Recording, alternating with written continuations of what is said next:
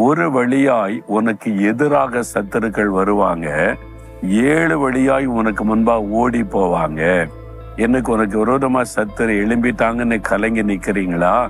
என் ஊழியத்துக்கு விரோதமா இந்த ஆளு எழும்பி நிக்கிறானே, என் குடும்பத்துக்கு விரோதமா இவங்க எழும்பி நின்று காரியம் செய்யறாங்களே, என் தொழிலை அழிக்கும்படி இந்த ஆளு வந்திருக்கிறானே, என் வேலையை காலி பண்ணுவதற்காகவே இந்த மேல இருக்கிற அதிகாரி முயற்சி பண்ணி கொண்டே இருக்கிறானே.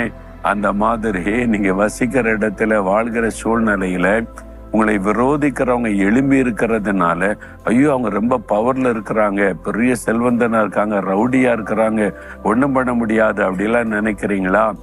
ஒரு வழியாய் உங்களுக்கு எதிராய் வருவாங்க, 7 வழியாய் ஓடி போயிருவாங்க என்று ஆண்டவர் சொல்ல.